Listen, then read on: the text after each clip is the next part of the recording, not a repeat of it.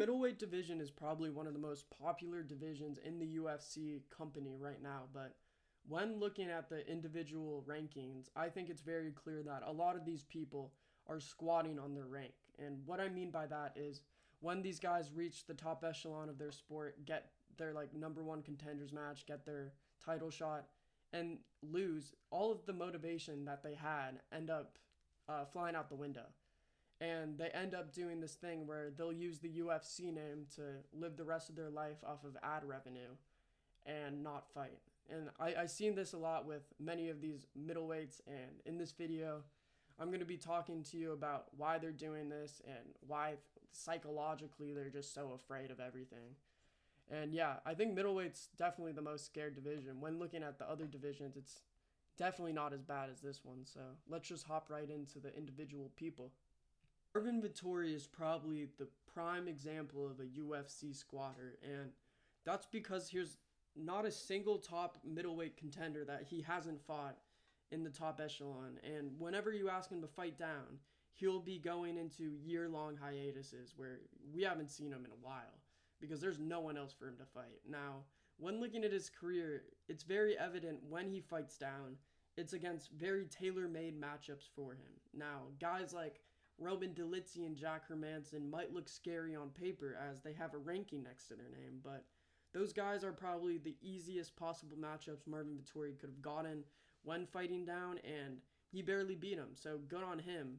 But the thing is, he can never beat top-tier competition, so he's always in this weird middle spot where he won't win against the top guys, but he won't want to fight against all these younger opponents who are coming up in the rankings. So he's doing this thing where he'll stall out, and I know his last injury against Brandon Allen, that fight didn't happen. It was just he got injured beforehand. It was probably real, but it just seems like whenever it's time for him to take on a real contender, he's always pulling out of the fight. And I don't know. I just think it's clear to me that Marvin Vettori doesn't have the same drive that he once did. I don't think he thinks he can be champion anymore. So I think he's using his new career path as a social media influencer, and the way he retains that career is by having the 3 letters next to your UFC bio. So Marvin Vettori, very clear squatter, and he does not have a fight on the books, and he hasn't fought since last year. So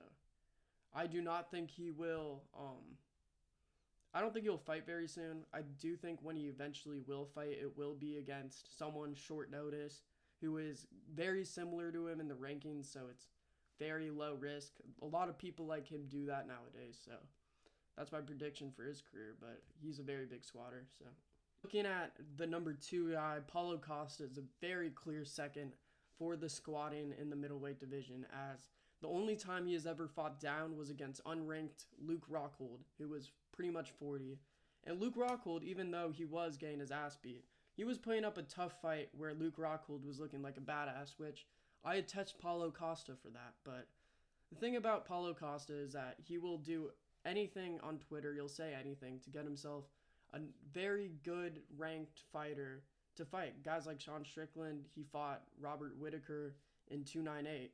He's just not deserved any of the opportunities he's gotten, but because he's in the right spot in the right time, the UFC just pulls him out for any event as he's a very recognizable name. And I completely get the marketability factor of Paulo Costa, but whenever it's time for him to fight someone down in the rankings, before it was absolutely nuts how much this guy pulled out. And I know recently he's been doing a lot better participating in fights, but all the fights he's participating in are super low risk. He's fighting number 1 contender guys when he's ranked number 7 and hasn't won in a couple years. So I just think I need to see this guy fight someone down in the rankings, and he kind of waits for these weird opportunities where there's like the UFC doesn't really have any fights, and so Paulo Costa, oh, here's Paulo, everyone knows Paulo, everyone loves him, might as well put him in the card, give him a lot of bread. And I completely get the strategy that he's doing, but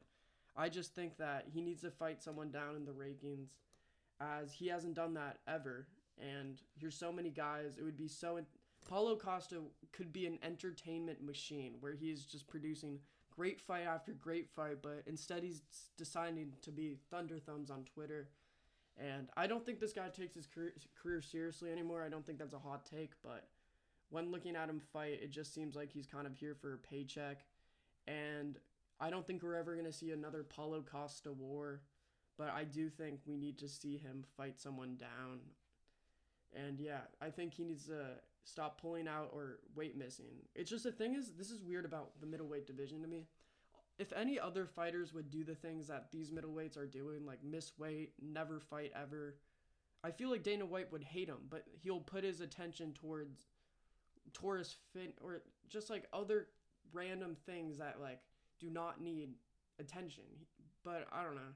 Paulo Costa is a very squatty guy, and he needs to stop doing that. So let's just hop right into the next one.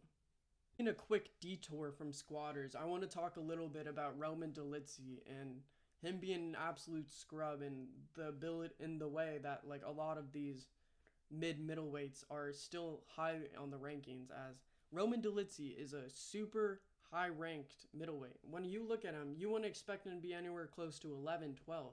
He's at number 8, or I think it's 9 now, but even then, it's way too high for Roman Dolidze, who only has one good win in that division, and that's Jack Hermanson.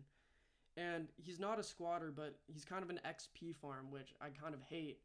And every time I watch him fight, he'll stay in that middleweight division, middleweight rankings, and he is fighting Kevin Holland, who is ranked number 15, so I can't get mad at him for the reasons of this video, but the reasons I'm mad at him is that why is he in this division? Why did you win? It kind of pisses me off that he beat Jack Hermanson, as I feel like Roman Dolidze is just a free win for any middleweight. And I think he would be a lot better at light heavyweight after seeing that Anthony Smith performance. I just think that Roman Dolidze does a bunch of nothing, and I think a bunch of nothing works with some guys in the light heavyweight division. And it would work more there than in the middleweight division, where it has only worked against one guy and other people who are chinny. So he took his opportunity against Jack Hermanson. Nothing wrong with that, but when looking at the grand scheme of things, this guy is ranked number 10 above so many guys like Kamzat, guys like Michel Pereira, and this guy is ranked number 10, and he beat Jack Hermanson once. And yeah, I don't know. It's just like, rah, rah, rah, rah. That's how I feel about that. Into someone who squats on their ranking, as they haven't fought in the middleweight rankings yet, and they're sitting pretty in there, is Khamzat Chimaev. Now, I completely understand why this guy's getting pushed, and I completely understand that his welterweight wins are good, but this guy has not beat a single ranked middleweight yet, and I think that he hasn't had to face any adversity at any time. He hasn't had any hard matchups that looked even close to being hard. He's kind of had his entire career mapped out. He's kind of had the Sean O'Malley thing happen to him, but the thing that frustrates me a lot about this whole situation is that a lot of people will talk about Khamzat Chimaev as this killer who has ran through a bunch of divisions, who will eat everybody, who will kill everyone. But when you look at Khamzat Chimaev and everything he does, you'll see him on Twitter all the time. You never see this guy fight. You never see this guy actually putting his words into actual meaning. He will continuously just post all these cryptic Twitter messages to a bunch of random middleweight, light heavyweights, anyone, and instead of fighting. And I just think after a while, I am so sick and tired of hearing all the Khamzat hype. And the thing that really frustrates me too is that they'll put him up against guys like Robert Whittaker. They'll try to put him up against some Sean Strickland type of guy, but when looking at Marvin Vettori or Paulo Costa, what are they doing? Khamzat Chimaev will always get matched up against all these super highly ranked, active, lovable fighters who are anytime, anywhere, just the perfect overall UFC fighters. And then Marvin Vettori will fight Roman Dolidze once a year and then gets to chill out in his gym doing all those ads. And I just...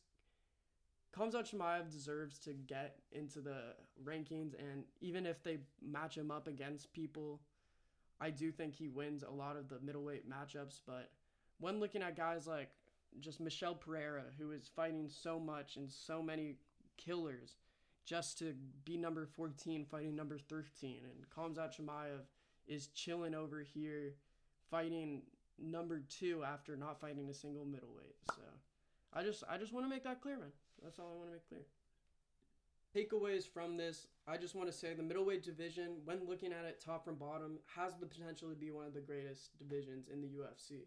Look at the unranked guys like Bo Nickel, guys like Shara the Bullet. There is so much potential for some great matchups in this division, but the thing is, the matchmakers are so lazy and so focused on other bullshit that they will not care about the middleweights just sitting, doing nothing, and matchmake some really nonsensical fights like Luke Rockhold versus Paulo Costa, and let Paulo Costa keep his middleweight ranking because of just favorability, and Dana White likes him more.